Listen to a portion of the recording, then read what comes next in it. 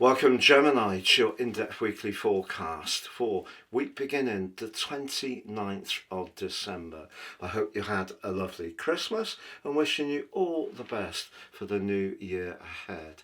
As you come into this week, your ruler Mercury, which is in the part of your chart to do with listening, but also asserting your ideas in relationship situations, is challenged by the restrictive cool energies of Saturn.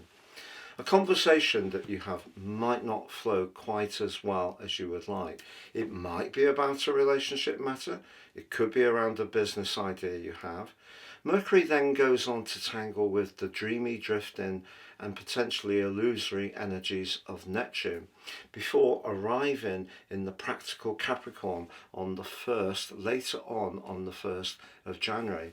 Now that joins up with the cluster of players, Venus, Mars and the Sun, which will all be together in the 8th house of your chart through to the middle of January.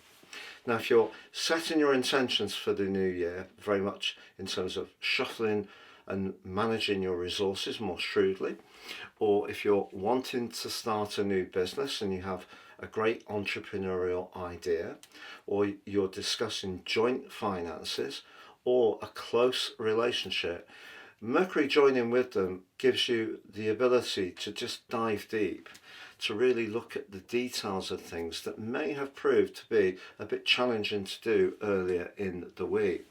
Now Chiron goes direct on the 2nd in the part of your chart to do with friendships. If you have found that things have slowed down around your social situation since July, it's probably because you've just been refining what you want and who is going to be important to you. But because Chiron is squaring off to Jupiter at the start of this new year, and Jupiter is the planet of fortune, and it's in the part of your scope to do with everyday money, but it is in retrograde, I feel that if you are wanting to work closely with someone, one of the things that's important here with Chiron is not to have too high expectations. We've got a full moon on Saturday, and just getting the right balance between the ins and outgoings around your resources over the following 2 weeks is going to be quite a theme. But because the moon's in a direct opposition with Mars as well as the Sun, that actually can be quite a challenging and intense energy. And in a romantic dimension, if there is someone you've been drawn to over the holidays, this could bring to the fore perhaps where your values don't quite chime, or in a longer term relationship, perhaps where one of you has become rather attached to a particular approach, whereas one of you, perhaps you, is wanting to evolve, because that 8th house energy that you take into this new year is very much about something really changing in a profound way in your world. And it could mean that certain parts of your old approach do need to be released, and that creates the space to bring in new energy and new approaches, which can prove to be very dynamic.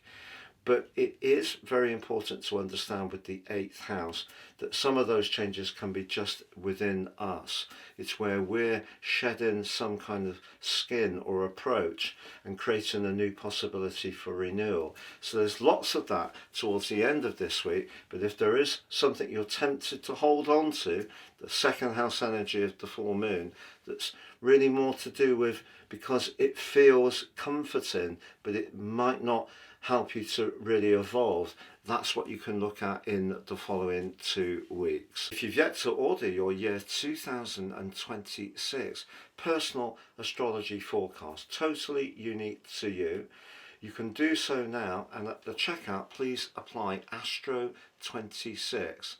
You'll also get your life roadmap report, a very important document to understand the patterns that are played out in our lives so far, and my free gift of your Zodiac General, Love, Chinese and Indian written forecast. Please see the link below for more.